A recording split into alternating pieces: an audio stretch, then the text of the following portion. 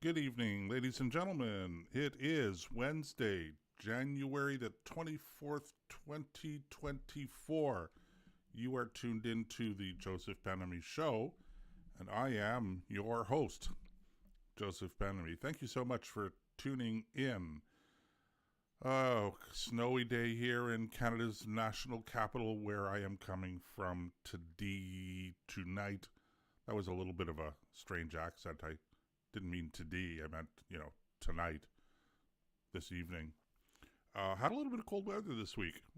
Not too bad. It's funny because we actually didn't have much snow. We had snow in late October and into November, and then it got warm and everything melted. And when I say warm, I mean mild. I don't mean sunbathing wet or anything like that. And the snow all melted and didn't return until should I say the new year? Certainly the new year, but I'm just trying to think of the exact date.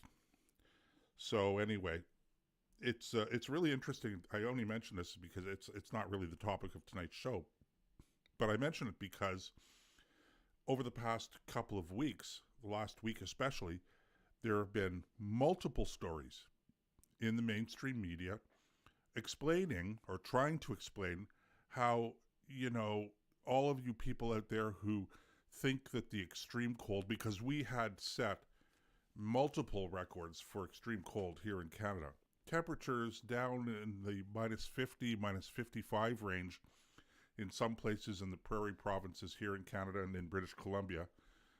That's pretty cold. And so there were a number of records that were frankly shattered. And not just here in Canada. If you're an NFL fan, you know that the playoff game that was played in Kansas City last week was I believe it was the second coldest playoff game ever played in NFL history. That was between the Kansas City Chiefs and just let me think here for a second, the Dolphins. The Dolphins. So, yeah, chilly for sure. Anyway, so these news stories, I don't know if you were following them, but there were a lot of them in the mainstream press talking about how, in fact, you cannot go by individual records being set or temperatures on any particular day in order to determine whether or not the theory of global warming is, in fact, accurate. And that may be, in fact, the case that you can't. I mean, I actually agree with that. You can't just take one or two instances and then say, well, that's proof. You have to look at different trends. But surely to goodness the same goes for global warming, for evidence of warming.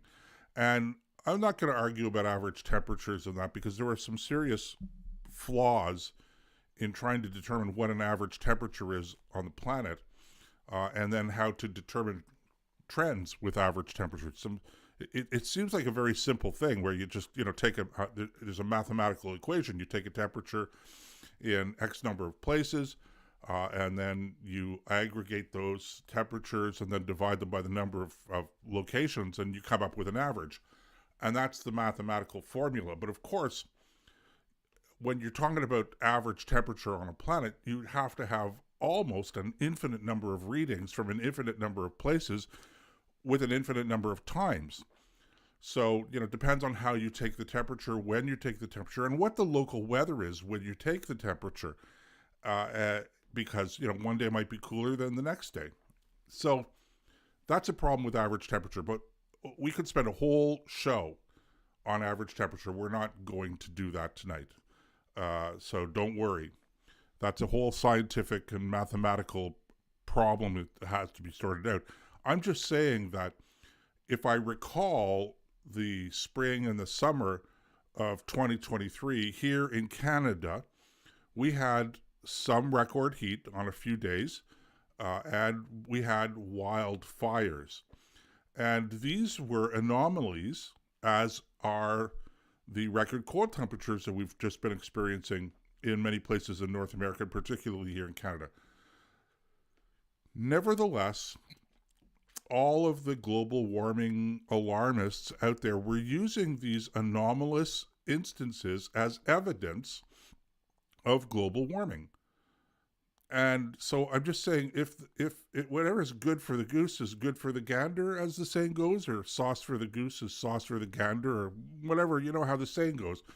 So the point I'm making here is that every single person, every single news story that's talking about how the anomalous temperatures, record cold temperatures this year, and last year too, we had a number of records that were cold records that were set in Canada anyway.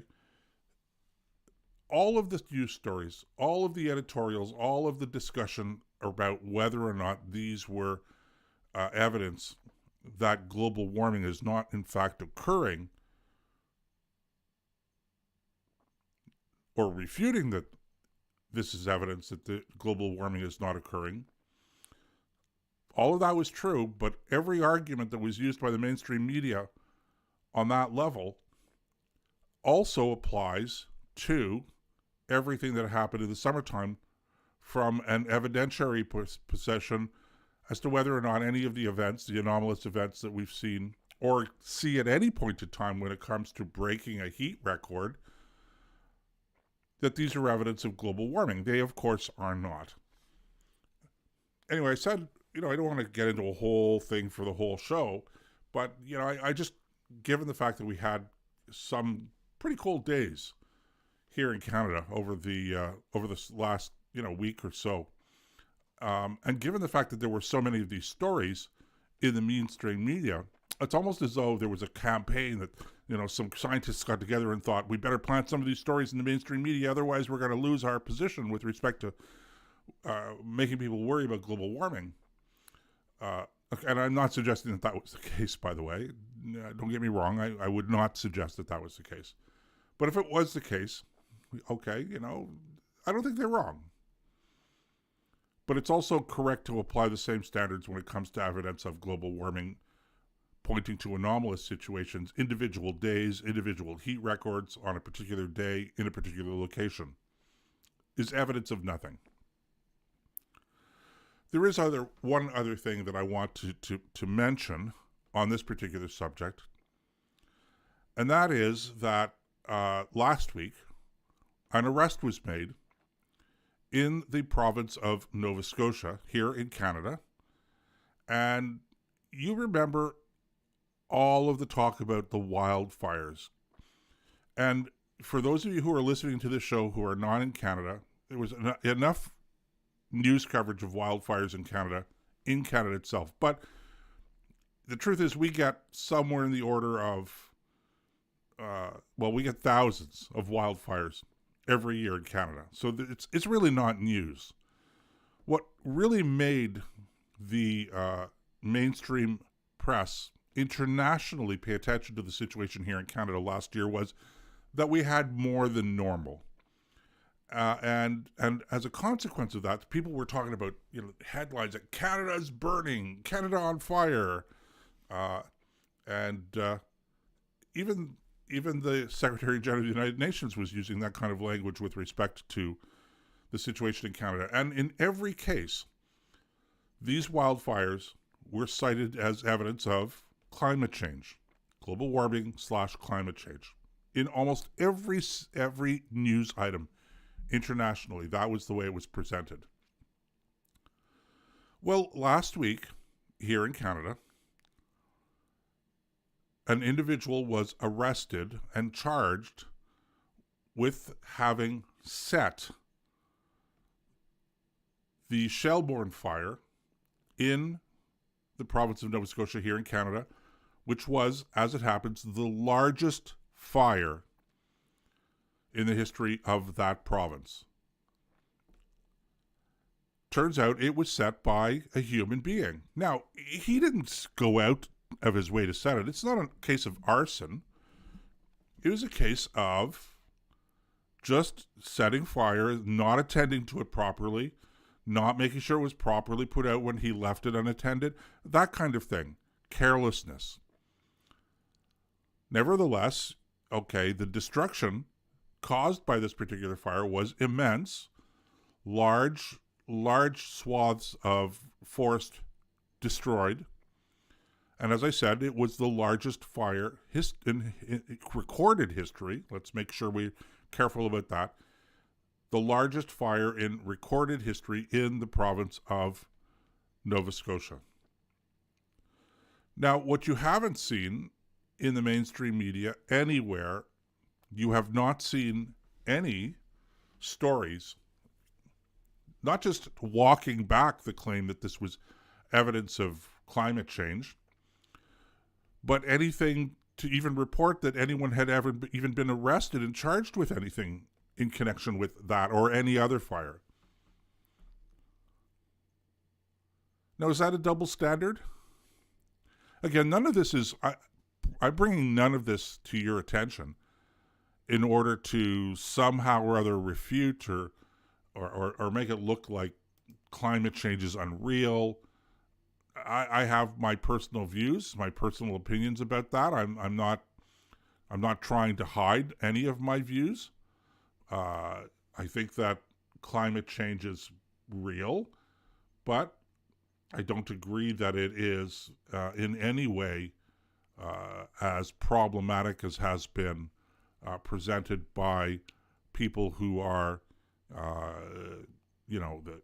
call them the climate change alarmists, if you will. But I think that climate change is real. I don't think that there's reason why we should be running around trying to deny that climate change is real, per se. I'm just saying that it's not as bad as people seem to think it is, as it's presented. There's a lot of alarmism and a lot of reason for it. Anyway, ladies and gentlemen, I appreciate you joining in the show. I want to get into something that happened here in Canada that I think really has to be discussed again, and that is the whole Freedom Convoy issue, the protest, the trucker protest that was mostly concentrated in Canada's capital, Ottawa, in January and early February of 2022. And some developments on that whole movement. But before we do that, let's just do a little housekeeping.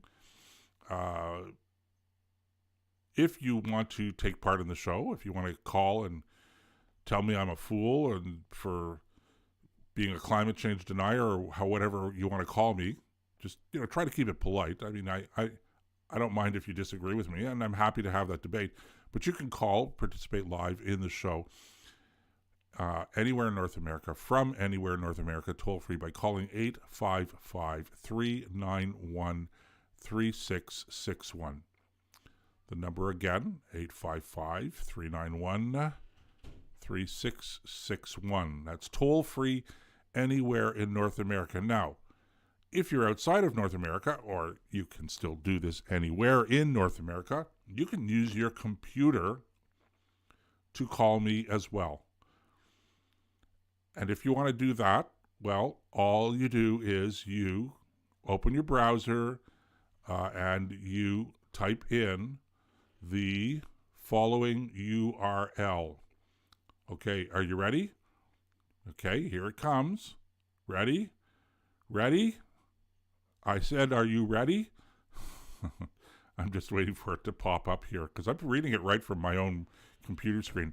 Okay, www.callinstudio, all one word. That's callinstudio, all one word, .com /JBA for Joseph Benamy. So if you use that, if you type that into your browser, you will be connected to the Joseph Benamy Show using your computer audio and microphone. Okay, so where are we now? Some very interesting developments with respect to the Freedom Convoy that occurred here in Canada, or at least it was centered here in Canada. It originated here in Canada. We did see some replication in different capitals across the world, around the world, in Europe predominantly. But the main event was here in Canada. It started here in Canada, where in 2022, the early part of 2022, or the late part of 2021, I should say, where the Canadian government implemented some further restrictions requiring truckers to have vaccines against COVID, which was really bizarre because there was nothing that was actually happening that would cause the government to make that decision and those announcements at that particular time. The pandemic, assuming that we agree that the pandemic was for real, that there's a real concern, etc., I don't want to get into that question, but I do want to point out that whatever was going on, whatever else was going on, the pandemic itself was dying down. The quote-unquote panic around it was dying down. All of the issues around this were dying down. And so, ladies and gentlemen, there was absolutely no reason for the Trudeau government to implement further restrictions targeting truckers. Nevertheless, they did, and it really was like enough is enough is enough. And this was like poking the bear for real. So that's what they did.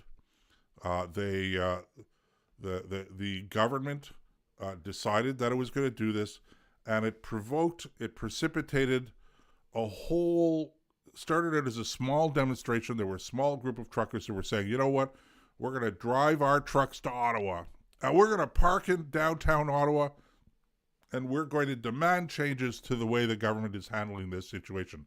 It was originally just intended to be a small protest.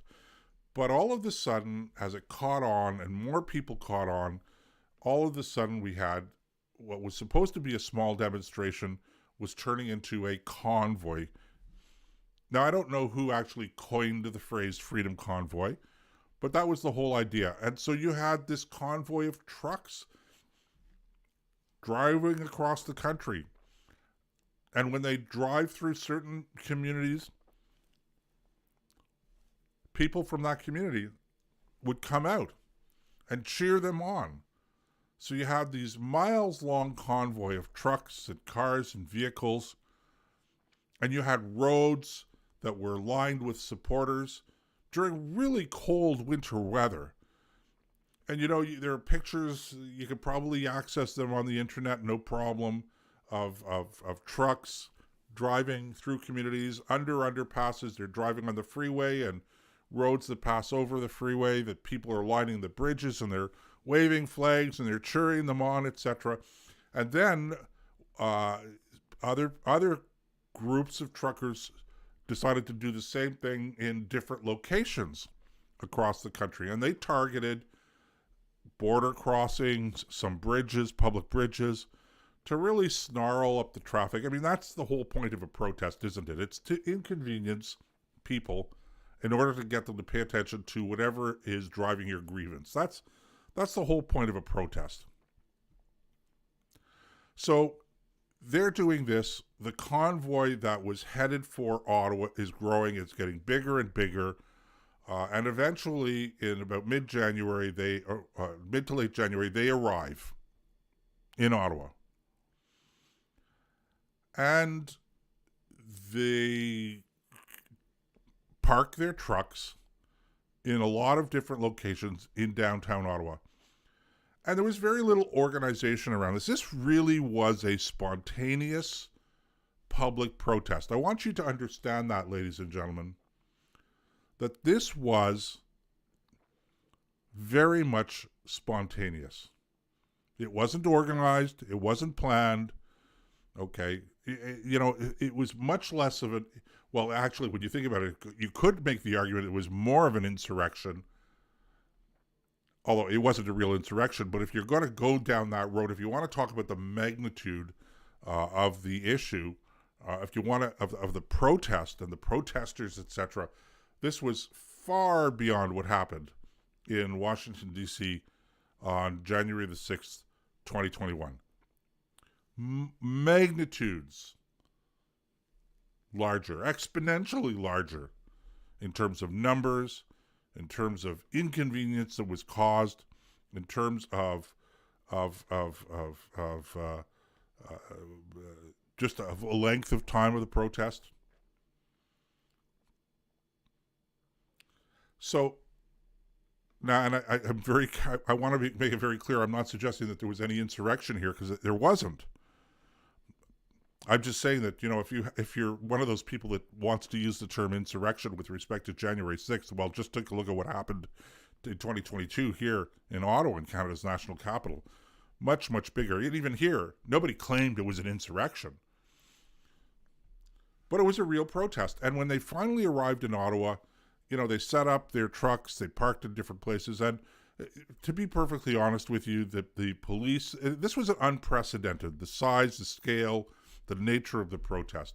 And so the police didn't really have a clear plan on what they were going to do about this. So when the trucks started to arrive, the police were sort of trying to work with them to help organize them in such a way that they respected the right of people to protest, to a public protest. But at the same time, you don't want to block emergency services, etc. So the police were actually directing people to where to park their trucks so that they could protest, without endangering anybody's lives. Now, part of the protest was there was a lot of horn honking, and that was going on at all hours of the day and night for the first, couple of days. And so there were a group of citizens that actually applied to local court asking them for an injunction barring the truckers from honking their horns during the nights. And they got that order. But, attached to that order, something that was completely ignored in virtually every forum that this has been discussed in, is that the same judge that issued that injunction against honking horns also referred to the protest as legal. That it was a legal protest. And that these protesters were free to, and I'm paraphrasing, but I'm not varying the phrasing very much. When I say I'm paraphrasing, I'm not changing it significantly. I'm just saying I'm paraphrasing because I don't have the document in front of me. It's some time since I've read it. But the judge said essentially that the protesters could continue their legal protest so long as they followed this order, this injunction not to honk their horns after, I believe it was 9 p.m., between 9 p.m. and 7 or 8 a.m. And so the truckers followed that. The people who were there followed it. Now, there were a lot of other things that were going on. We're going to get into this, and this is old territory. Okay, so you've heard this from me before. If you want to go back, there are podcasts that are available where I've actually talked about this before. But it's important that we talk about it again in the context of a few things that are going on and some new developments this past week here in Canada. And we're going to get to that in a few minutes. But I just want to set the table, if you will. I want to remind everybody of what was actually happening here in Ottawa. So we had these truckers. They've come to Ottawa in large numbers from across the country. The police were not really prepared, not really sure how they should deal with this. They liaised with the truckers. The truckers got together. As I say, it wasn't an organized protest per se, but when they first started to arrive, different groups, different clusters in Ottawa, they did form some sort of an ad hoc group, a committee, if you will, to try to coordinate with one another how things were supposed to go, how we could make sure that people were being fed, how we could make sure that trucks were getting proper fueling, because, people are not living in hotels. They're living in their trucks for the most part. They're going to need fuel. They're going to freeze to death otherwise. It's minus 20, minus 25. People are living in their trucks, in their cabs.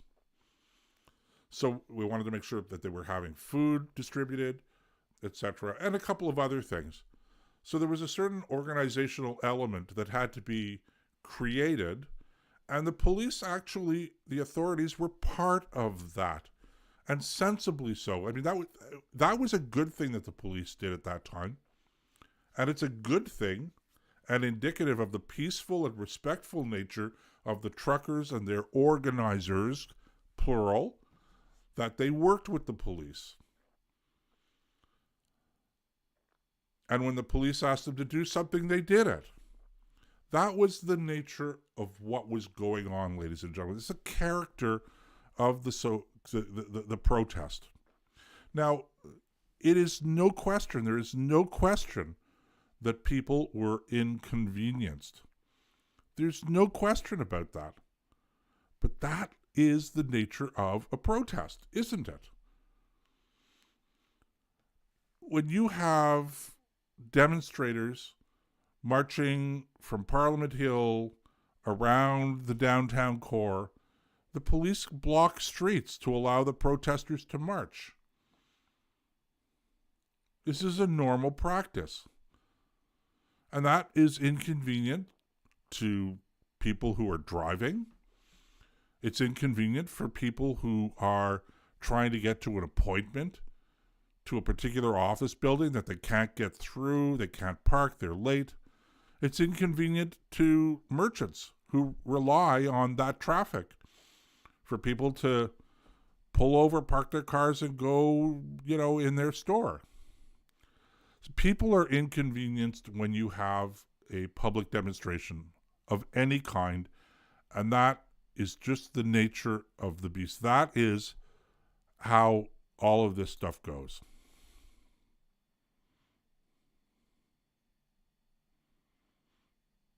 And so that's the way it was working, ladies and gentlemen. That was the nature of the protest. And as I say, there was goodwill between the police, the authorities, and the protesters. There was no fighting. Now, if you're going to ask me, and by the way, I spent quite a bit of time downtown interacting with a number of the leaders of the various groups that were involved in this protest, and also spending time just talking to average people in the street. Remember, Ottawa is where I'm broadcasting from. Ottawa is my hometown, so I get it. I was here, and what I'm telling you now, the way I'm describing it from the inside. I sat in on some of those small committee meetings originally. I know some of the things that were discussed. I'm telling you as an eyewitness. Okay, I'm not getting this from anywhere else. You're getting this from me straight from the source. I was there.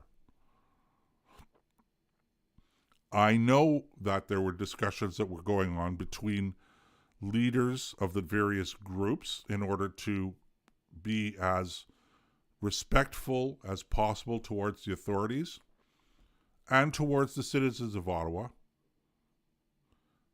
I know that there was a lot of talk and setting up an actual liaison between the police and the truckers to ensure that there was an open line of communication. So these things are things that I'm an eyewitness. I could, nobody ever asked me to come to court testify, but if they did, I would have. Nobody asked me to testify before the public inquiry that was held into the use of the Emergencies Act. If I had been asked, I would have. I don't have a dog in the hunt. I don't have an axe to grind. Most of what you got from the mainstream media was just dead wrong. I have to say, dead wrong. The way that they portrayed it, the way the Prime Minister portrayed this stuff, terrible. It was just dead wrong. In any event, when we come back, we're going to discuss a little bit more about what went on at that time, and then I want to get into why I've brought this up, but we're going to go for a quick break. So if you're new to the show, this would be where, if you're listening to it in regular radio, I'm sure you'll hear some ads. Otherwise, you might hear some nice, relaxing music for a couple of minutes. Anyway, stay tuned. We'll be back in a couple of minutes here on the Joseph Ben-Ami Show.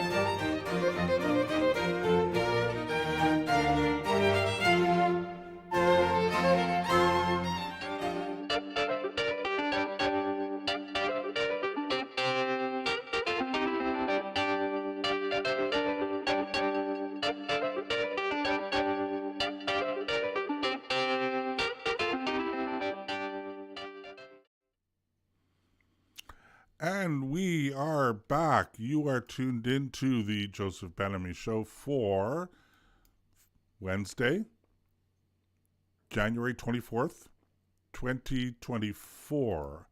I'm your host, Joseph Benamy. Thank you so much for sticking with us. Okay, we've been talking about the Freedom Convoy here in Ottawa in the winter of 2022. So January, February 2022. We all are familiar with the Freedom Convoy and some of the things that were happening around that. And I, wanted to bring it up because some developments occurred here in Canada. And there are some ongoing developments that are attached to that particular protest.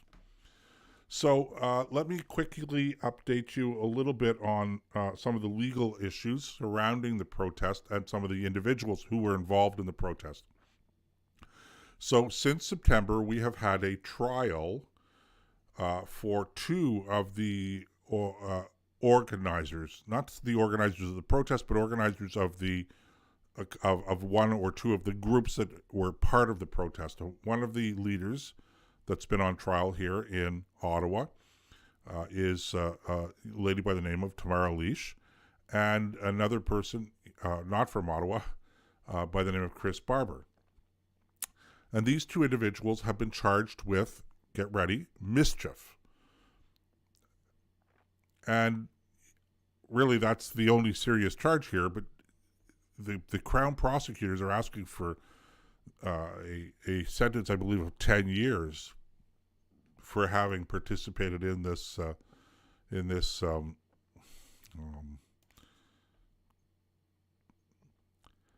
protest.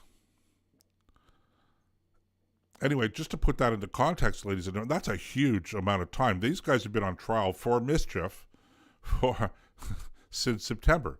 And in fairness, of course, the hearing has not gone on every single day, but we're already way beyond what was originally allocated for us. And it's a mischief trial, the kind of thing that the police or bylaw enforcement officers will just give you a ticket for. So this is a big deal.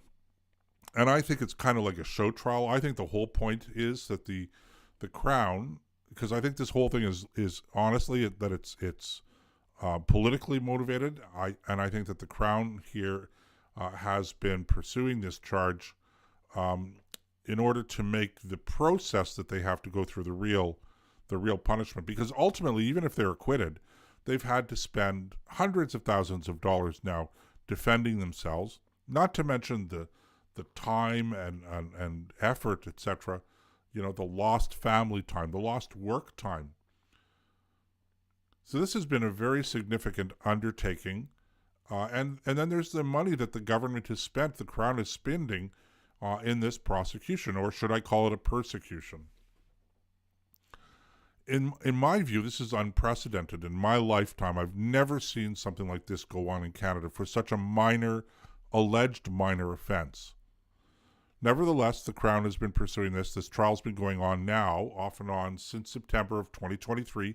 It's now almost February 2024. So think about that. September, October, November, December, January, February. Almost 5 months this trial has been going on.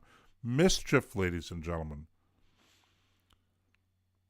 I mean, this is a very serious, serious problem. And, if you're really interested in justice, if you're really interested in equality, if you're really interested in all those things that left-wingers are supposed to be particularly interested in, then, you should be appalled and you should be demanding that this trial be put to a stop. It is nothing short of a persecution. It's a political show trial, not unlike the kind of show trials that went on in the old Soviet Union, in my judgment.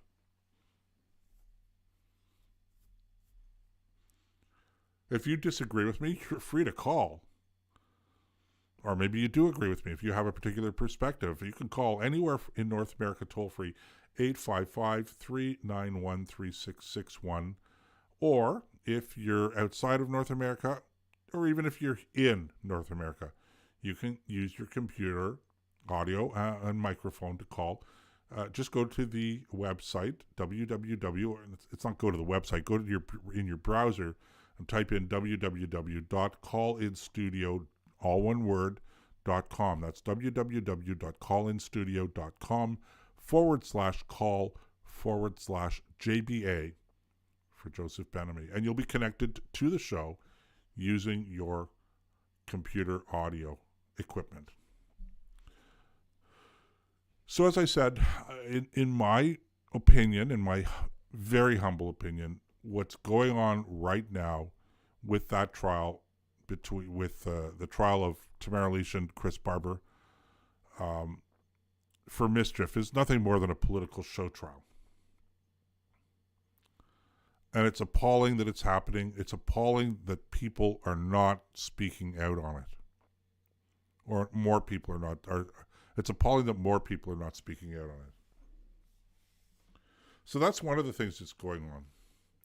But the newest development, ladies and gentlemen, is a ruling that was brought down in federal court here in Ottawa yesterday.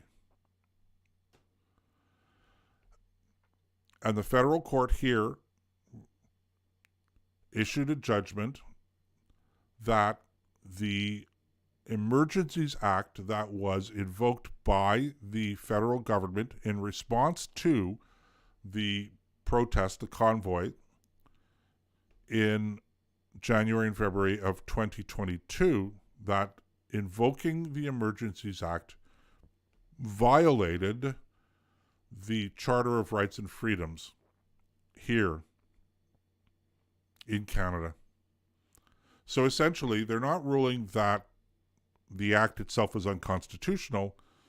They're just acting. What the court has ruled, the federal court has ruled, that the provisions of the act that were enforced violated the constitutional rights of Canadians. Seizing bank accounts, in particular, was a major concern. That kind of thing. So, and that, of course, is what the internet, by the way, has exploded on this issue. But for me, that's actually not the best part of this ruling. And it's not or worse if you're a government official. And I'll tell you why. Because at least insofar as Canada's Charter of Rights and Freedoms are concerned, and you may not realize this, and I'm not defending the government here, but there are provisions in the Charter of Rights and Freedoms, in our constitutional enumeration of individual rights. There are provisions in that particular section of our Constitution that allow for violations of those constitutional rights under certain circumstances that are not articulated at all in the document, the circumstances, I should say. So you have these rights insofar as that you can exercise them in a manner that is consistent with a free and democratic society. I don't have the constitutional phraseology open in front of me. Maybe I'll check during the next break and I could give you the exact wording. But the point is that right written in the Charter of Rights and Freedoms in Canada, okay, is a provision, it's a clause that allows the government to suspend or to act in a way that violates those rights as long as the actions of the government can be justified, in a free and democratic society. Blah, blah, blah. Those are the words that are used, but again, I have to get the exact phrase, and I will, just because I want to make sure that you have it. All right, so that's the first thing. The second thing is that right in the Charter of Rights and Freedoms, we actually do have a second clause. It's known as the Notwithstanding Clause, Section 33 of the Charter, and which actually allows the government to officially suspend any portion of the Charter of Rights and Freedoms through a parliamentary vote with a sunset clause. In other words, any suspension of any provision of the Charter ends after a 5-year period. That suspension of that aspect of the Charter with respect to a particular law or a particular government policy or anything like that has to be renewed every 5 years.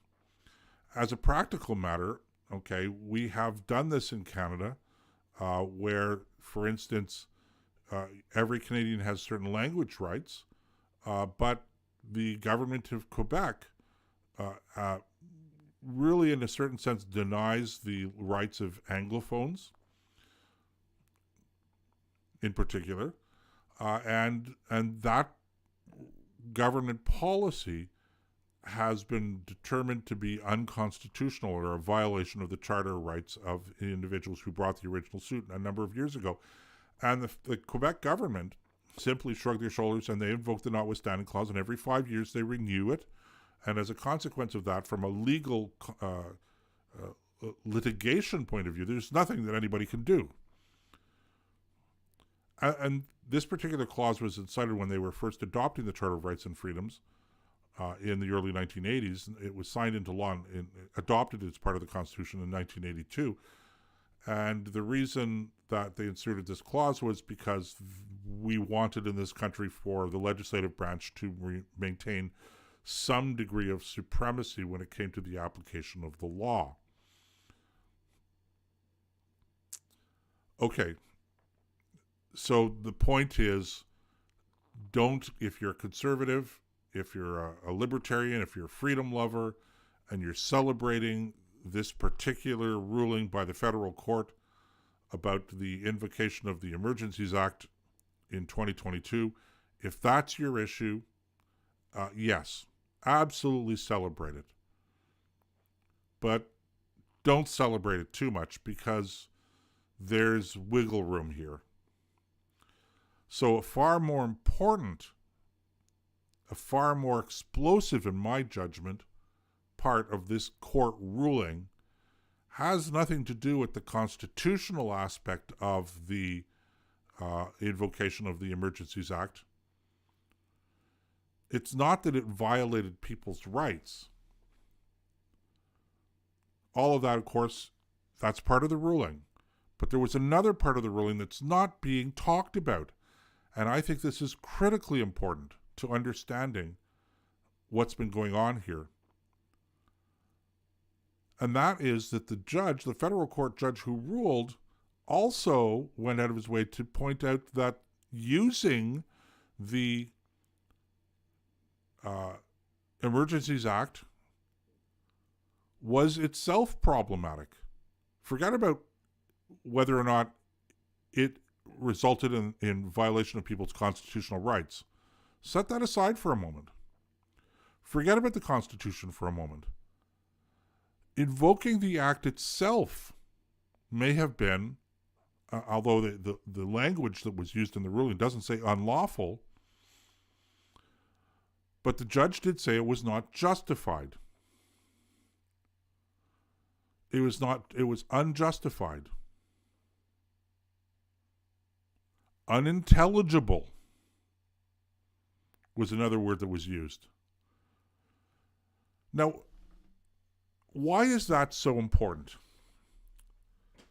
Aside from the fact that it's merely confirming what I was saying a year ago, more than a year ago, and that is that the Emergencies Act spells out within the act itself, within the law itself, makes it very clear the conditions under which it can be invoked.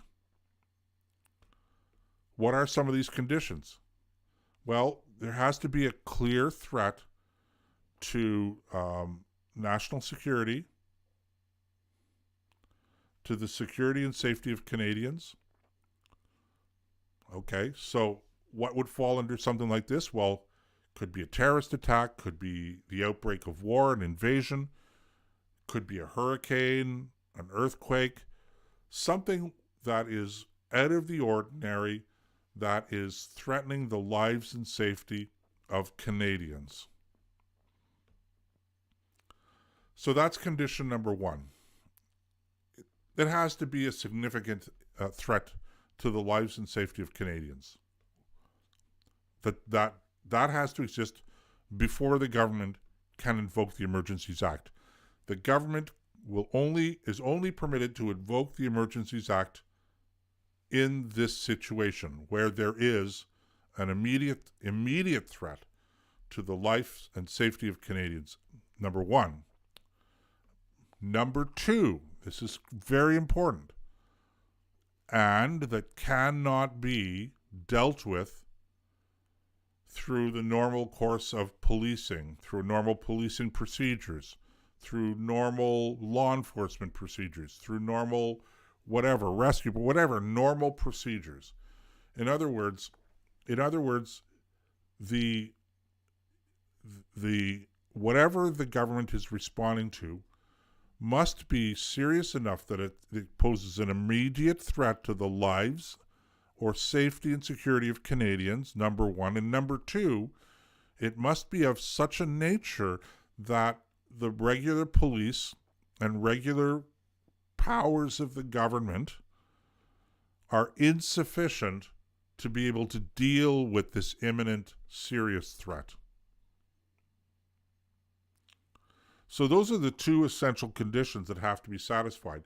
And as I pointed out, and this is why I spent quite a bit of time in the first half hour of the show tonight, sort of reviewing the history of how the convoy came together and the character of the protest that was going on. And I say this again, ladies and gentlemen, I know that there are a lot of people out there, perhaps you, who continue to think that there was some violence going on, a violent protest, etc., that was happening in Ottawa at that time.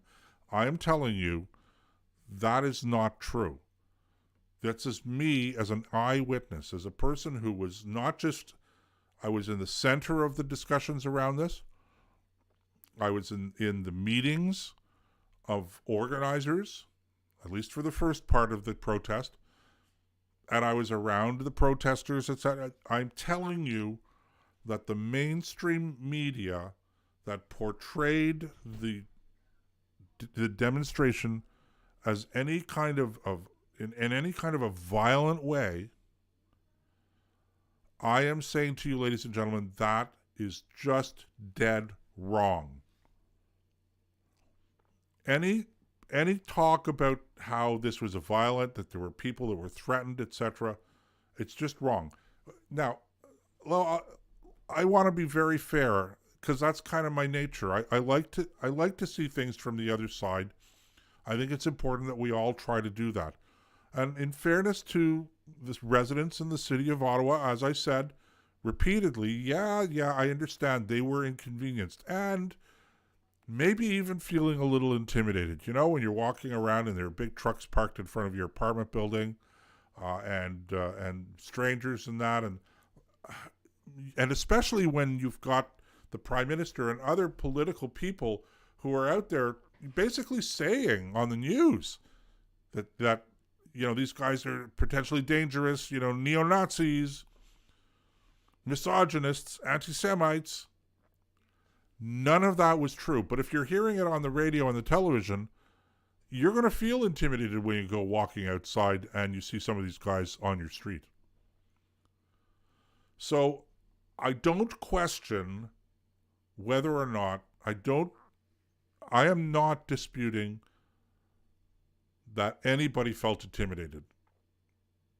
I would never do that. I understand, in fact, I'm surprised that more people didn't feel intimidated in the circumstances, but I am saying that portrayal of this protest in negative terms was dead wrong. It couldn't be more wrong. That's what I'm saying. And it's important that you understand that. And this is why I discussed it so much in the first half of the show tonight, in the first half hour of the show tonight, is because we need to recollect. We need to remember what was really going on here. And the reason I bring this to your attention again is because there was no threat to the safety and security of Canadians, imminent or not. There was just no threat. It didn't exist. And if you want to talk about passive safety, in other words, if there's an emergency, can the police respond to an emergency because of the truckers on the streets, the trucks parked on the streets, or the fire department, or an ambulance? Well, that was a legitimate concern. But it's a concern that was dealt with early on through good-natured discussions between the police and a liaison that was set up between the truckers and the police. There were good faith discussions on a regular basis to ensure that all of those legitimate concerns, valid concerns, were addressed. So there was no threat to the public safety. There was no threat to public security. Not only was there not an imminent threat, there was no threat whatsoever. I mean, if you didn't hear this from any other source, let me point out to you that one of the things that the protesters did, was they set up a bouncy castle for kids. That was, that ought to speak volumes about the goodwill and the good-naturedness of the participants of this particular protest. Now, I'm not a fool. Even though I didn't witness any of this stuff, even though I never heard from anybody who was a witness about any of these things, it is possible that there were individuals who maybe used some bad language, spit on the street. I don't know. I am not going to say that everybody who participated, without exception, was polite, respectful, and nice, just a genuinely nice person. I would be a fool to make that statement, because then somebody's going to come back with evidence and say, well, look, this person said this. I'm just saying to you that, generally speaking, and even beyond generality, this was a peaceful protest, good-natured people, honest, hard-working people who were just coming and saying to the government, please, enough is enough is enough. And unfortunately, the only way that they could get the government to listen to them was to do it in such a way that inconvenienced other people. And as I say, that is just the nature of protest. So with respect to the first criteria, an imminent, serious threat to the safety and security and health of Canadians, it did not exist. It didn't exist, ladies and gentlemen. And anybody who tells you, I'm reluctant to say that they're lying. Let's just say that they're misinformed. And as a consequence of their misinformation, they are misinforming you. I don't want to call anyone a liar. But yes, it's untrue. They are spreading untruths. Let's put it that way. How would Donald Trump put it? Fake news. It's all fake news. Well, everything that you read and heard about the truckers from the mainstream media, except for some courageous outlets, well, they just were untrue. And should anybody be surprised? Most newspapers that were reporting on this stuff were just repeating what some reporter had read from another reporter who had read something from another reporter who probably just got the talking points from the federal government, from the Prime Minister's office. And if anybody here really ought to be held accountable, really it's the Prime Minister's office. They were issuing press releases that were just horrendously untrue. Like pure fiction, pure propaganda. It's frightening what these guys were doing at that time in order to vilify the protesters. And it just seems like there were a number of people in the mainstream media who just took those talking points and ran with them. And to a certain degree, how do you blame them? We're living in Canada, for Pete's sakes. You're supposed to be able to trust what the Prime Minister is saying. Okay, maybe there's a little bit of spin on what comes out of the Prime Minister's office. But generally speaking, like outright lies, repeatedly, day in and day out, fabrications, that's really what was going on here. And you would be completely, it would be completely understandable if you were to say, oh, come on, couldn't have been that bad.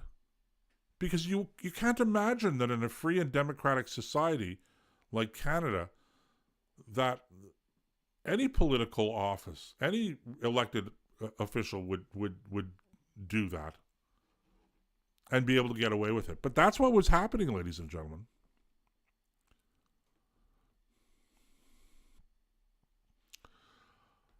All right. Coming up to the top of the hour, we're going to take a break. So, as I said, if you're listening on terrestrial radio, you'll probably get some ads. But if you're listening just on the internet right now, you'll probably just hear a little bit of music. So, stay tuned, ladies and gentlemen. We will be back in a couple of minutes here on the Joseph Ben-Ami Show.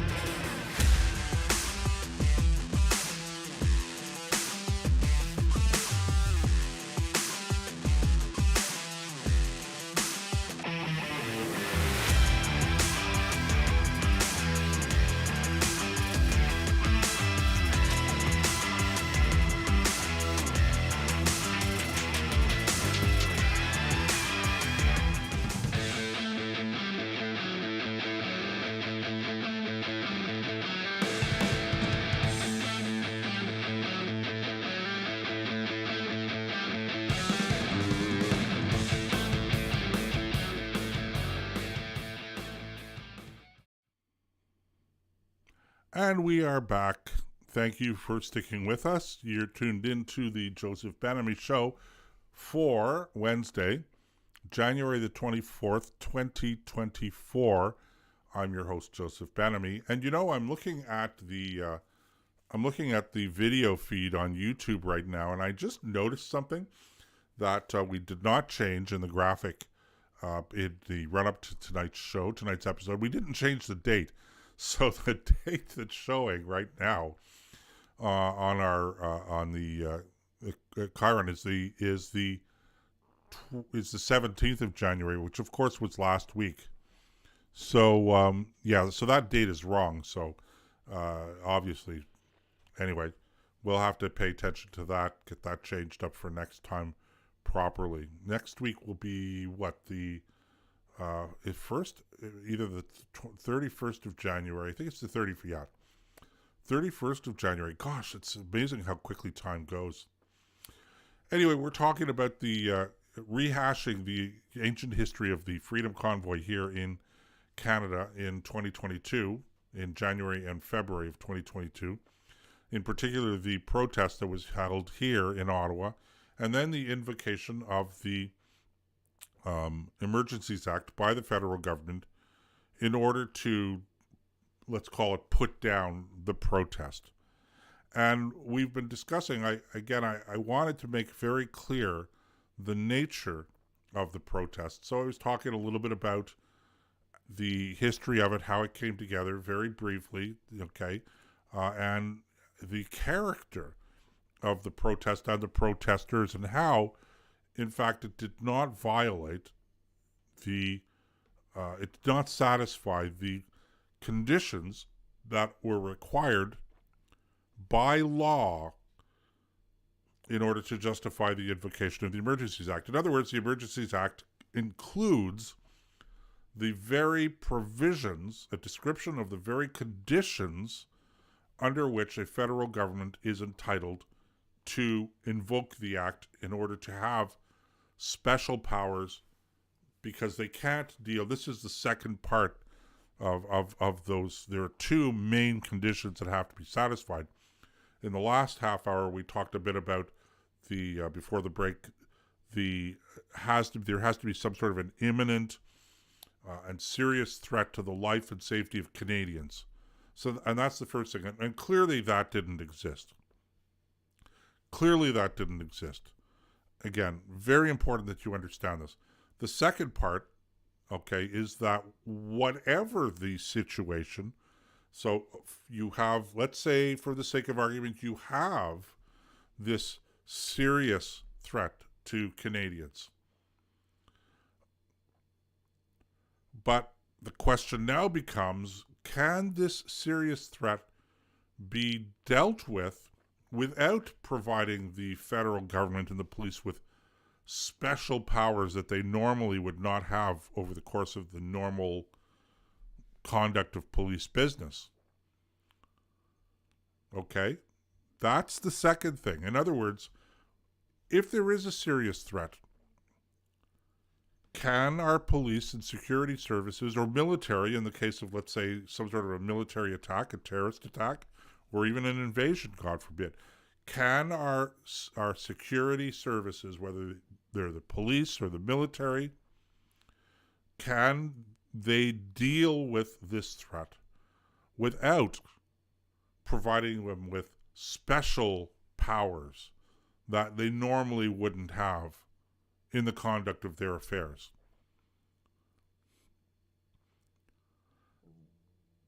And my argument would be, no, of course not. The police wanted, if the government finally said to the police, if the civil authorities, or if our elected officials finally said to the police, okay, we've had it with the protests now, we've asked them to disperse, they're not dispersing, so we want you, the police, to step in and disperse the crowd. And that might mean arresting organizers if they refuse to leave. It might mean seizing vehicles.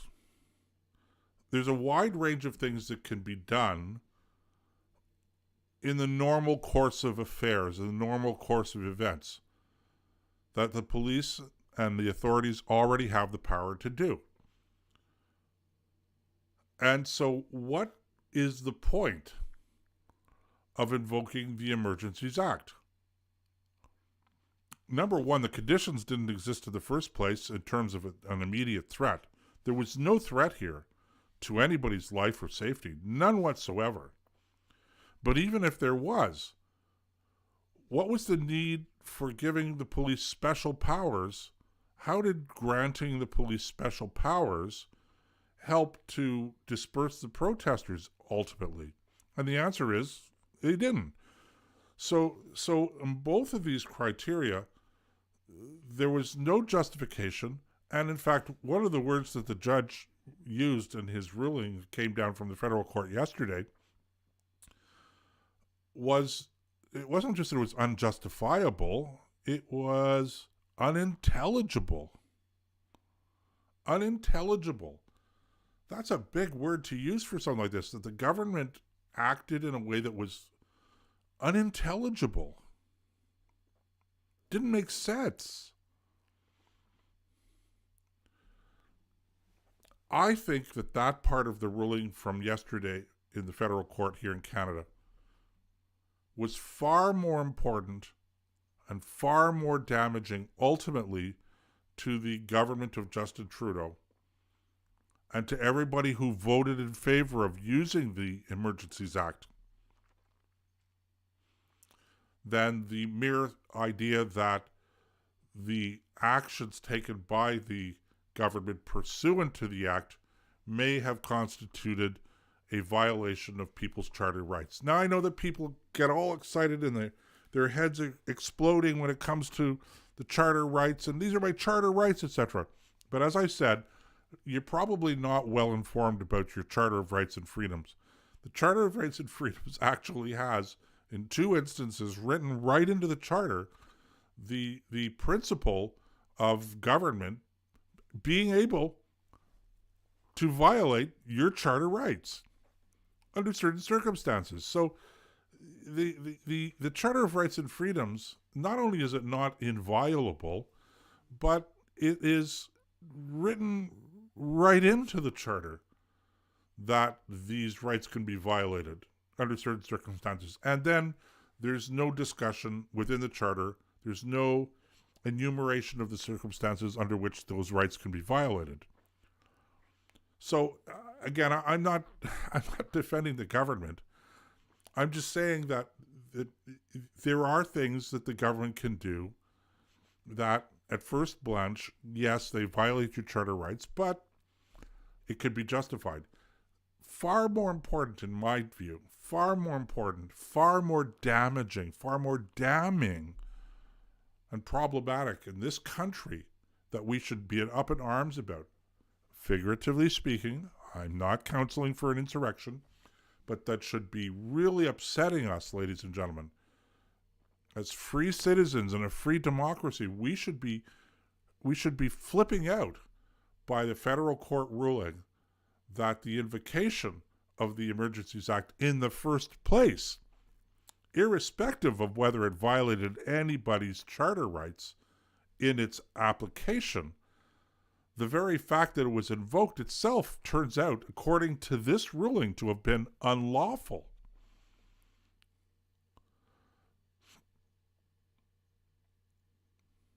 That's a serious, serious allegation, far more serious than the whole question about constitutional rights.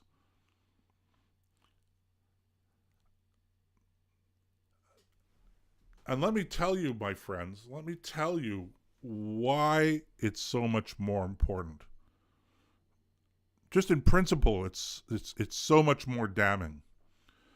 But it goes even beyond that, my friends. Because part of the Emergencies Act, there is a requirement written right into that legislation, into that law, compelling the government to have an inquiry, an independent inquiry into the use of the act its application, its justification, etc. That inquiry is required by law, and the law requiring that inquiry is actually the act itself. So it's written right in the act that you have to hold this inquiry. And the government did, in fact, have that inquiry. And there was a ruling, there was a finding by the inquiry. And the finding was that the federal government was, in fact, justified to use the Emergencies Act. Now, I want you to just wrap your mind around this for a moment, ladies and gentlemen, and to appreciate how serious this is. The federal court, and by the way, I should tell you that the federal court was, the hearing that was going on, the trial, if you will, that was going on, it was an action brought by a number of individuals who were suing the government for having invoked the notwithstanding, or invoked, not the notwithstanding clause, but the Emergencies Act, and that their rights were violated. I'm not really sure what compensation they're looking for.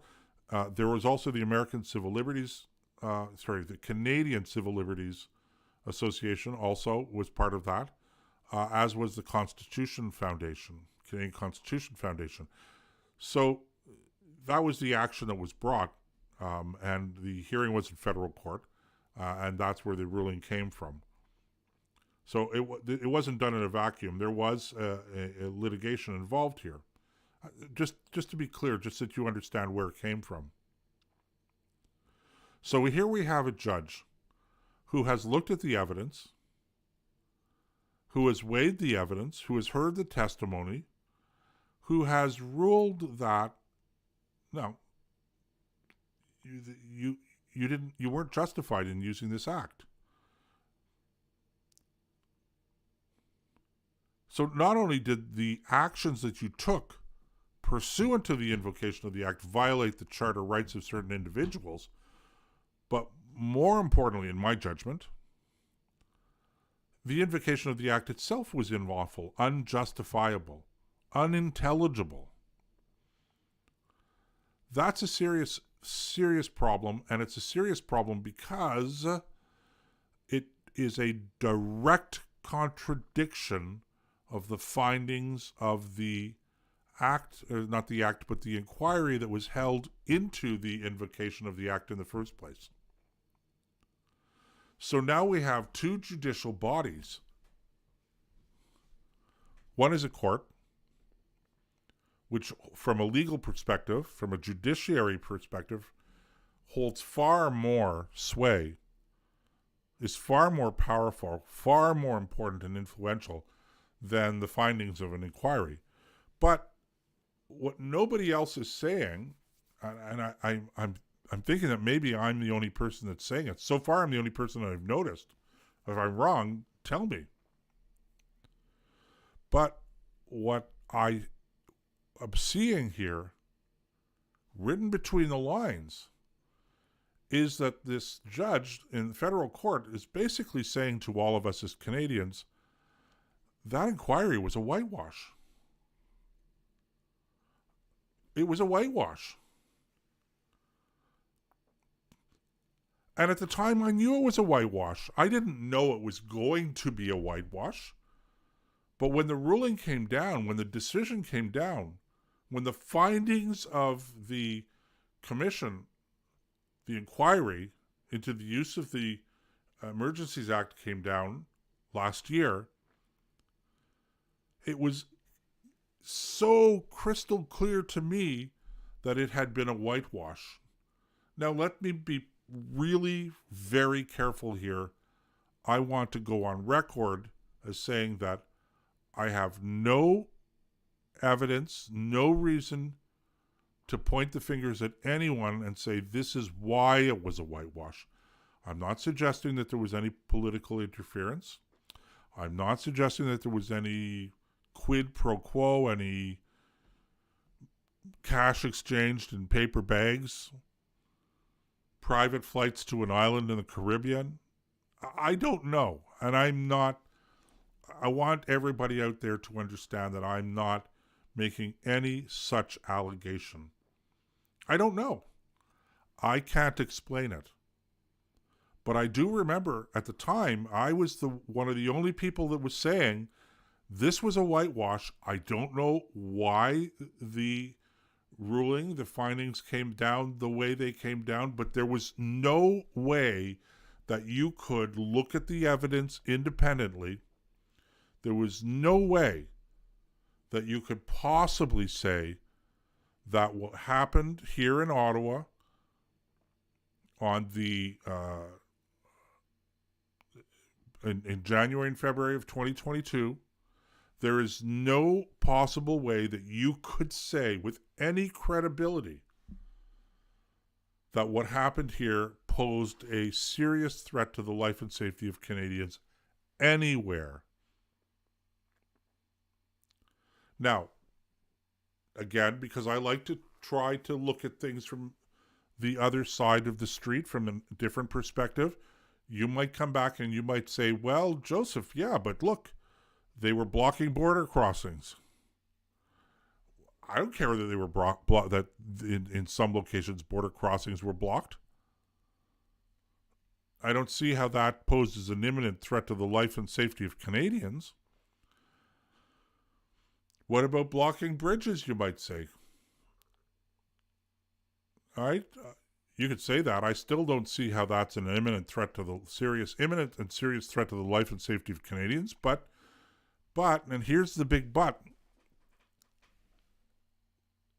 nothing at any border crossing, nothing on any bridge that might have been blocked.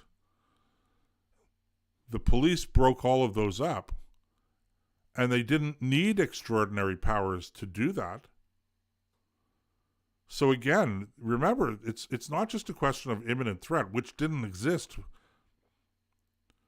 but it's a question of, do we need to grant the government, the authorities, special extraordinary powers in order to break up this demonstration on, let's say, the Peace Bridge between Detroit and Windsor?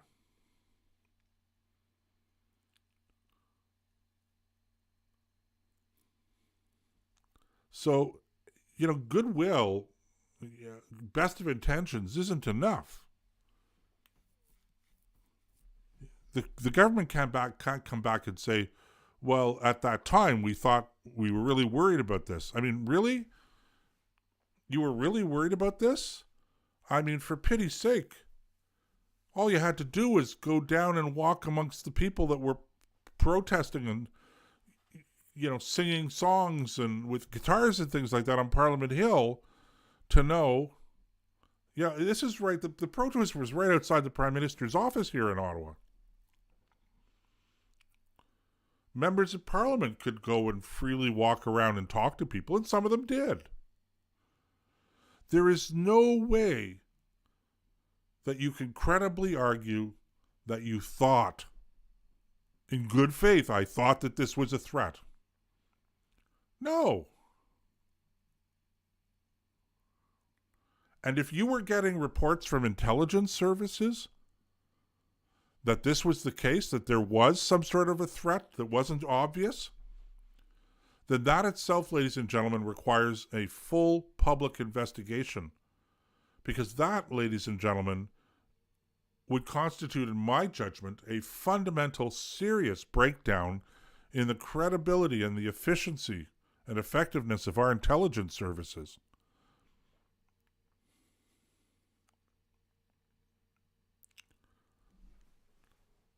So we have a real dilemma here, ladies and gentlemen. This ruling is explosive. This federal court ruling is explosive. It completely undermines the credibility of our government, the credibility of the statements that were coming out of the Prime Minister's office at the time, and the actions that were taken by the government. But it goes far beyond that because it undermines, it's a direct attack on the credibility, on the integrity of the process of the inquiry. Because it's a 180-degree difference of opinion. And remember, I just use the term opinion, but it's not fair to say opinion when you think about it. When you get right down to it, this isn't about opinion. This is about facts. Now, either the judge in the court was hoodwinked at the federal court, and I can't imagine how that was possible, or the federal government was hoodwinked by our intelligence services, or they knew it wasn't a threat and lied about it. And yes, I'm going to use the term lied about it now because I can't think of any other word that describes accurately what went on at that time. Or even if they acted in good faith, the whole point of the inquiry that was mandated by the Emergencies Act itself, the whole point of holding an inquiry within 6 months is to determine whether or not the government was justified. It's to ensure that we don't make mistakes along the way, and if there are mistakes, that we correct them so we don't repeat them in the future. But the inquiry's ruling was, the inquiry's finding was that the government was completely justified. Now, how is that possible? How is it possible that a judge in federal court can say that the government was not justified because it didn't meet any of the standards that were required to be met before the act could be invoked, pursuant to the act itself, black letter law? How could a judge rule that the government's action at that time was unintelligible, but the Commission of Inquiry, they shrugged their shoulders and said, well, yeah, of course they were justified. Something doesn't add up here, ladies and gentlemen. Something smells here. And when you hear that from me, that's a big deal. That's a big deal because I am the anti-conspiracy theorist. If you speak to anybody in the conservative movement if you follow me, talk to my friends, talk to my colleagues, read anything that I write, I am not a conspiracy guy. I won't say that conspiracies never exist, but I will say that I don't assume a conspiracy. Ever. If you want to demonstrate to me that this is a conspiracy, you have to demonstrate to me that there's a conspiracy. I don't take any of that at face value. Never have, never will. My experience is that most of the time, when we talk about conspiracies, what people see, they see a conspiracy. I see incompetence, foolishness, mistakes along the way, inefficiency. I see all of that stuff. I don't necessarily see conspiracy. Prove to me that there was a plan. Okay? Well, nobody's proving anything about conspiracies and plans, etc., with regard to the invocation of the act back in 2022 or the findings of the inquiry into the use of the act. I'm not claiming conspiracy. I'm not alleging conspiracy.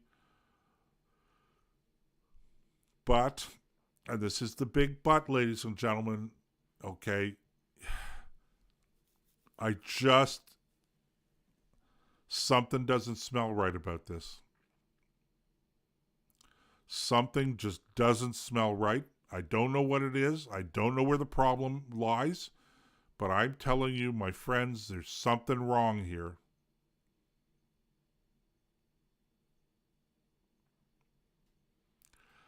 And I don't know what the next step is. The federal government has said that they're going to appeal, that the government is going to appeal this federal court ruling. I don't know on what grounds. They're going to say that the judge had to violate the law. There had to be some legal reason why they would appeal. Like, you can't just appeal a decision that you don't like. There has to be a basis for it. So it'll be interesting to see what the basis is.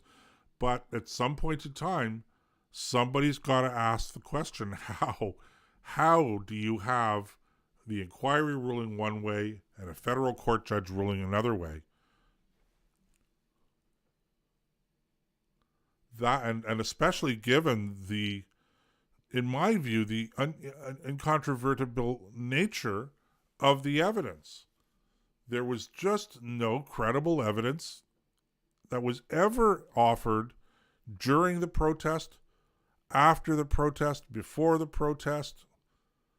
There was just no credible information, no credible evidence that the protest posed any kind of a risk to the security and safety of anybody. That itself was an invention of the communications people in the Prime Minister's office.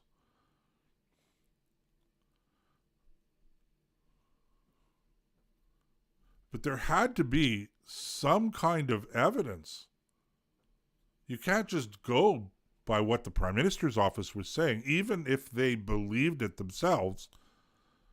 When you talk about invoking an extraordinary piece of legislation, giving the government extraordinary powers over its citizens, you have to have more than just the opinion of the federal government, of the Prime Minister and the Prime Minister's office.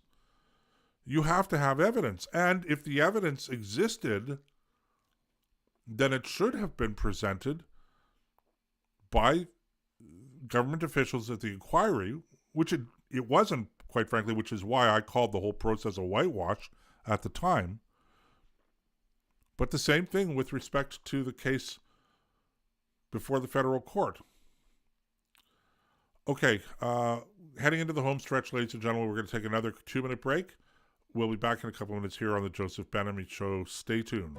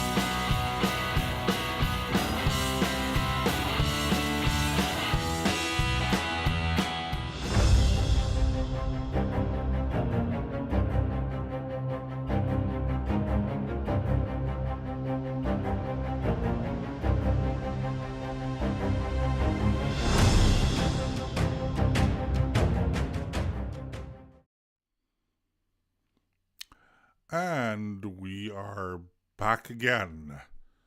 You are tuned into the Joseph Benamy Show for the 24th of January, 2024. I'm your host, Joseph Benamy. Thank you so much for staying with us. When I say the 24th of January, that graphic is just screaming out at me that says the 17th of January. That is clearly a mistake. So if you're watching the show and it says the 17th of January and you're thinking, I must be smoking something, well, I'm not. It is the 24th of January. That graphic is wrong. We did not update the date on our graphics before we started the show. And for that, I am sincerely apologetic. Very sorry if I have confused you.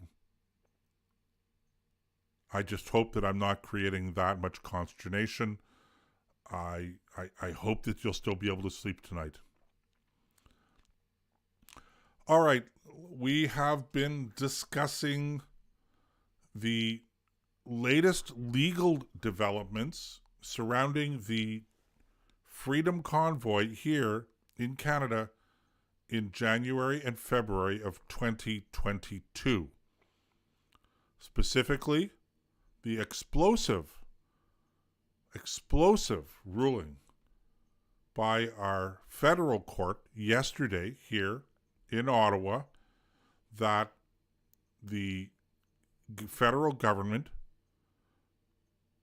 in its use of the Emergencies Act back at that time, violated the constitutional rights of certain citizens, the charter rights.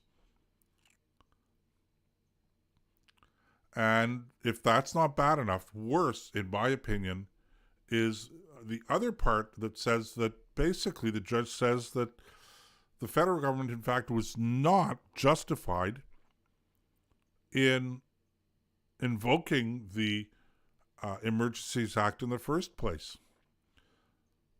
That the invocation of the Emergencies Act was unintelligible.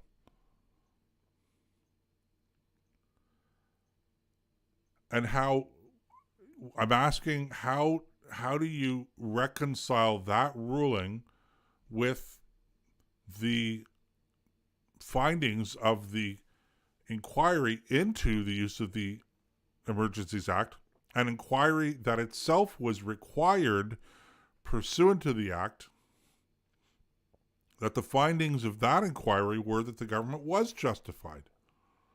And at the time that that ruling came out, as I said at that time, and I've said it again and again and again, that, ladies and gentlemen, was a whitewash. There is no possible way that the government, that the inquiry could possibly have made that finding. It's just not possible. Nobody who was around at that time even testified that there was violence, that there was any kind of unlawful activity on the part of the protesters. Yes, some people testified that they felt intimidated, but as I've said, why would you be surprised that citizens of Ottawa felt intimidated when they were being told over and over again by the authorities, by the government, the elected officials, that the protesters were potentially violent, right-wing extremists, misogynists, anti-Semites, homophobes, transphobes, etc., etc., etc. You come up with whatever term you want to use.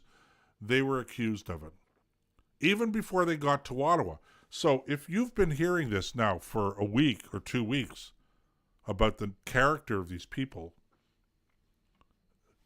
and then once they arrive, they set up camp in front of your apartment building, a couple of trucks, even though the street is clean, and the sidewalks are cleared from snow because the guys in these trucks themselves are shoveling the snow from the front of your walkways, you're still going to feel a little intimidated. You're not going to go out there and start chatting them up and then come back and go, hey, they're not as bad as I was led to believe they would be. chances are you're going to walk out your door, walk past them, covering your eyes. I don't want to talk to you. I don't want any trouble, guys. So yeah, I get it. If people were intimidated, there's no question in my mind that people were intimidated. I'm just saying that there was no reason for them to be intimidated other than they were fed a propaganda line over and over and over again by the government, primarily the Prime Minister's office, but I have to be honest, the Mayor's office here in Ottawa as well, without any evidence. So yeah, of course you're going to be intimidated. And inconvenienced for sure, because that's the nature of all protests. So there were people that were testifying that that was the case. And there are people that were testifying that that was the case in the ongoing trial of Tamara Lich and Chris Barber here in Ottawa. So no question, people were intimidated or feeling intimidated, but that's not evidence of wrongdoing on anyone's part. I mean, for somebody who was paying attention to this stuff, I'm telling you, that's evidence of wrongdoing on the part of the Prime Minister, not wrongdoing on the part of the protesters, because it's the Prime Minister's office and his lackeys in the mainstream media that did nothing but take his own, the Prime Minister's own words and creating stories around this stuff to the point where they maybe even actually believed it. But many of the people who were reporting about the bad character of the protesters, they were never in Ottawa. They never set foot in Ottawa. They never talked to a protester. They were just simply, well, if I could be so blunt, plagiarizing what they were reading elsewhere. So you get this entire story of how bad these protesters were, and it's all a fabrication, all a myth. And that's what people testified to. They didn't testify that I saw these people breaking windows. I saw these people tearing up signs off of streets. I saw this, I saw that. No. They testified that they were feeling intimidated. And again, that's perfectly understandable if you want to have an open mind about it. And I do. I have an open mind about it. That was the extent of the testimony of bad actions, alleged bad behavior on the part of protesters that was offered by quote-unquote witnesses during the inquiry and during the trial here in Ottawa of Tamara Lich and Chris Barber. No direct evidence against these two individuals about anything that they did in terms of having committed the offense of public mischief, which is what they've been accused of, not assault, not vandalism, mischief. That's what they've been accused of. So how do you have all of this stuff? There's when you look at this stuff, there is just no way, my friends. There's just no way that the court could rule that there was some imminent dangers to Canadians. And there's just no way that the inquiry could do that, have found that.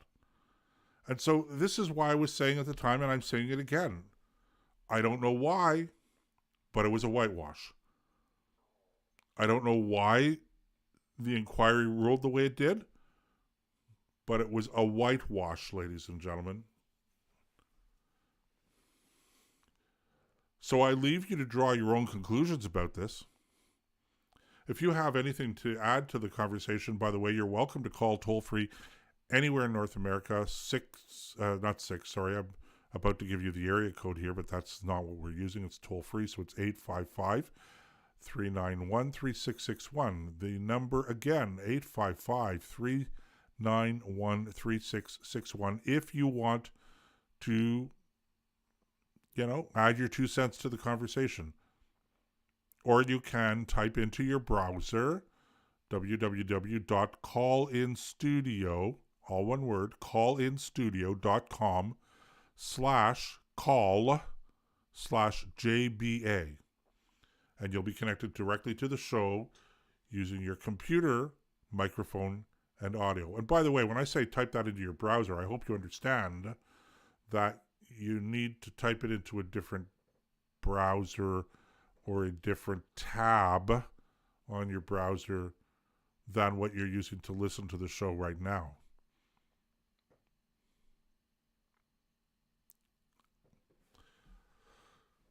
So that's the situation, ladies and gentlemen. That's the lay of the land, and it's anyone's guess where this is going to go. I don't know. I wish I could answer the question, but I don't know where this is going to go, ladies and gentlemen. It's a very serious situation.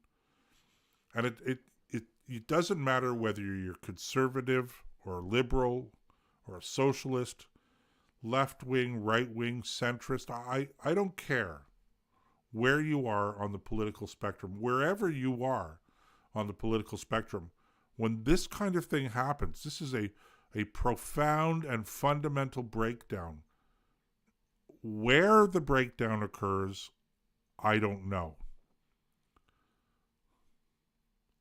But somewhere something doesn't add up. There's something out there that is profoundly broken, badly broken, and we need to identify where the breakdown is and fix it. Because this isn't just Justin Trudeau said some things that were not true about the convoy. That is problematic itself.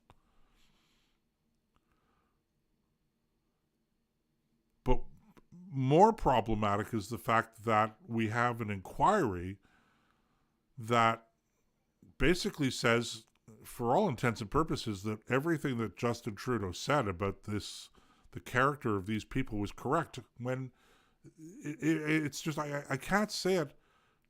You know, if it's sounding a bit like a broken record, I apologize, my friends, but I can't say it strongly enough. I can't say it enough times, more emphatically, that what Justin Trudeau was saying about the convoy at the time and in the lead up to that convoy, to the protest, was untrue.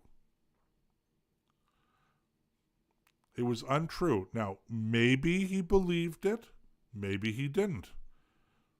But whether he believed it or not, the whole purpose of the inquiry was to examine what went on. And the only possible honest conclusion on the part of the inquiry had to be that what the Prime Minister was saying was wrong. You don't have to say he's lying. Maybe he's lying, maybe he's not lying. Maybe he's willfully, knowingly deceiving Canadians. That's what we want to know. And I'm prepared to give the guy a benefit of the doubt. But if he honestly thought that this was going to be a problem, then that itself is a breakdown in our intelligence services, don't you think?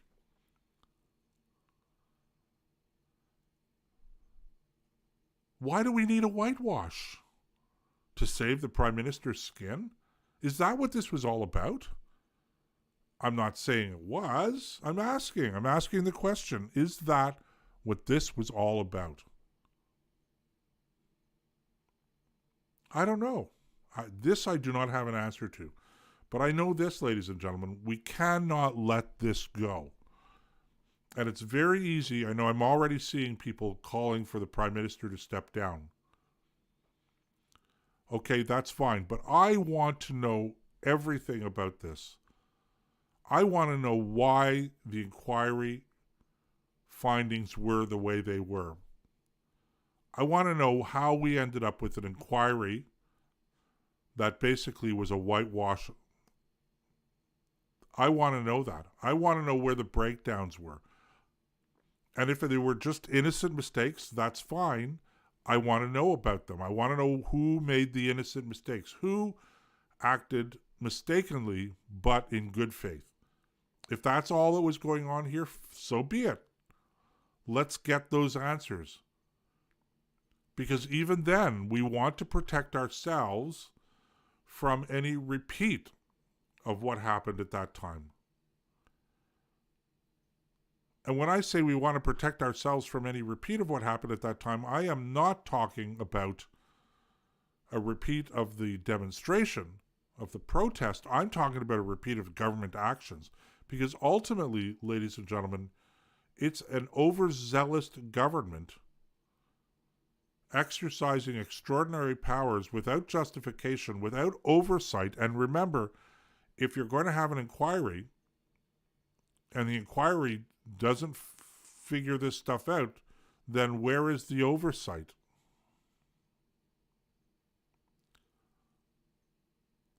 And so that's where we stand with it, ladies and gentlemen. And we need to know this stuff because ultimately, the harm that governments can do, even governments doing things by accident, unintended harm, is far greater than anything that this Freedom Convoy could have done.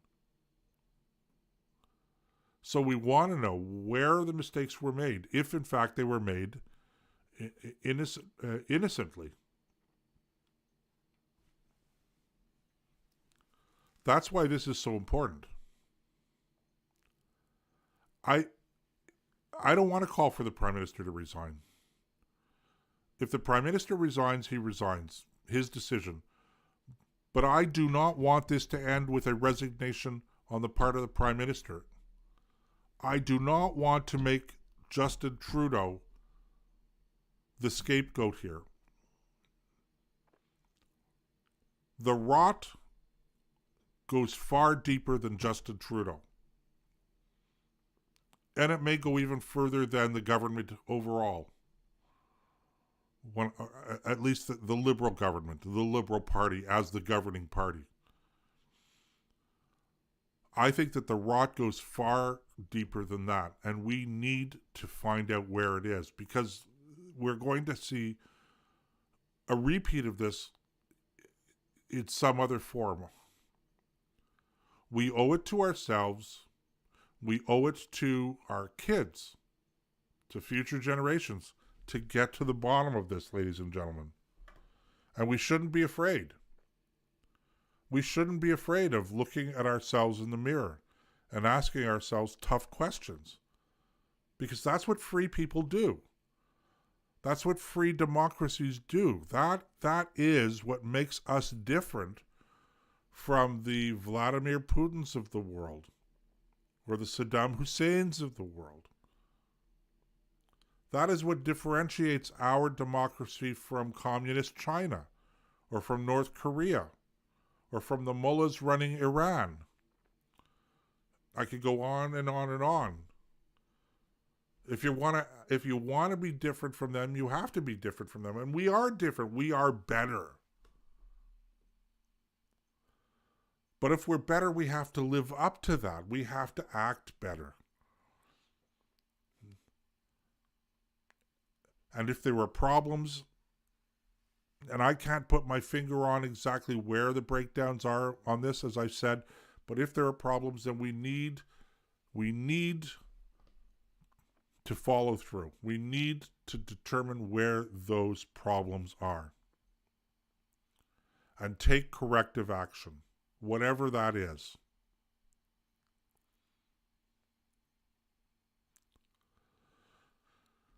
So this is a story that's ongoing. As I said, the federal government here in Canada has already signaled its intention to appeal the federal court ruling. And so we're probably going to have more litigation on this. And hopefully we'll have an opportunity to pay closer attention to it. In the meantime, the trial of Tamara Lich and Chris Barber goes on. And there are some other trials associated with the protests that are going to be starting imminently. So it will be interesting to see what, if any, effect the ruling by the federal court has on any of these trials. But we will keep you posted, ladies and gentlemen, on all of that stuff. Okay. Here we are. It's almost 2 hours we've spent talking about this show or this particular event. And I really should just mention a couple of things very quickly to you.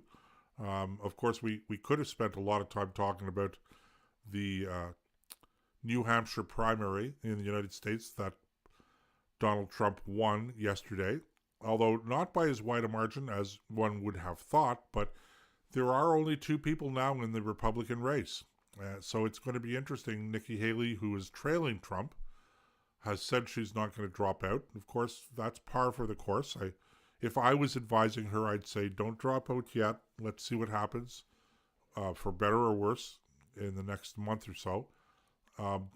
But she might be feeling a cash pinch, and so we'll have to see what happens with that.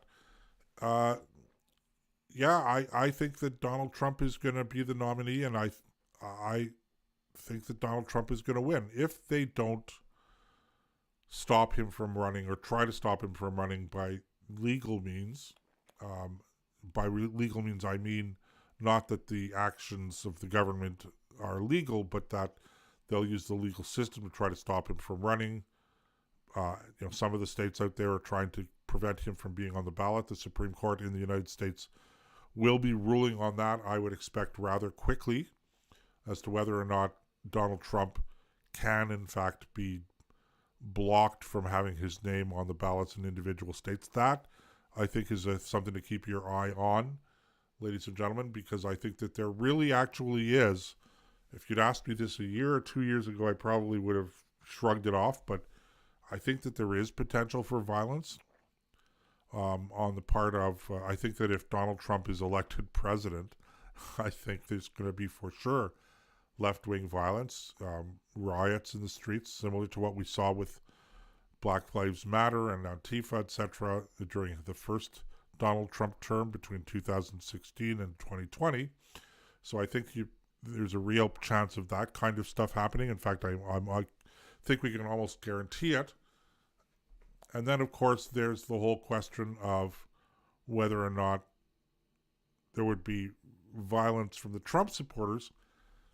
And, if Donald Trump loses and they really believe the election was stolen, then I think that you might see some isolated acts of violence around that. And certainly if he's denied the opportunity to run altogether because his name is not being permitted to be put on the ballot in these states, some of these states, that's a problem as well. So the situation doesn't look very good in south of the border right now, and the situation doesn't look very good here north of the border either, for the reasons that we've been talking about, among other reasons, for the last almost 2 hours. So we live in strange times. Are these stranger times than ever before? Well, I don't know that I would say they're stranger. Let's just say that they're different. The issues that we're dealing right now are somewhat different than what we've had to deal with in the past, whether they're domestic issues here or in the United States or international issues. Certainly we have more than our fill of issues, things that need to be dealt with effectively on the international scene as well. And we haven't even gotten into that. So maybe we'll get into some of that next week. In the meantime, all we can do is pay attention to what's happening right here in our own country.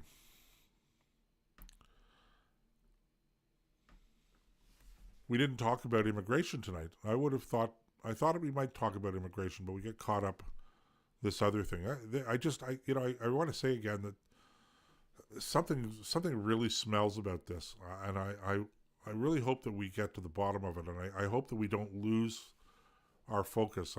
My plea to my fellow conservatives is, I know politics is politics, and I know you want to take advantage of this very, frankly, unprecedented opportunity to hammer the government. And, I know you want the Prime Minister to step down. I don't think he's going to step down, but I can understand that people want him to. But I'm really afraid that if you make that the core central issue and then he steps down, then, I don't want us to lose sight over what I think are some very serious systemic failures here as well. Because if we lose sight of those, we're not going to correct them, we're not going to fix them, and they'll come back to bite us again at some time in the future. So I think we really have an obligation. It behooves us to pay very close attention to what's happening and to make sure that we get to the bottom of this. And, I'm sure that we're going to have more to say about this in the coming weeks. But again, this is not just about Justin Trudeau. There's a systemic failure here that needs to be exposed, and that we need to take whatever measures are necessary to ensure that something like this does not happen in the future.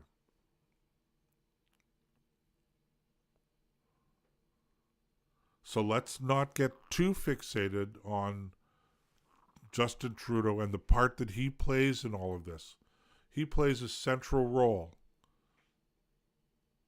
Absolutely without question. Not at all questioned. But his role in whatever happened here in 2022, his role and the role of his office and the government, wherever the system broke down in I think the abject failings of the public inquiry into the use of the Emergencies Act, somehow we have to get to the bottom of that. And the Prime Minister plays an important role, but not the only role. So let's not let the government, and I use the term generically, let's not let the government get off the hook. Okay, ladies and gentlemen, I appreciate your having tuned in, and we'll catch you next week here on the Joseph Ben-Ami Show.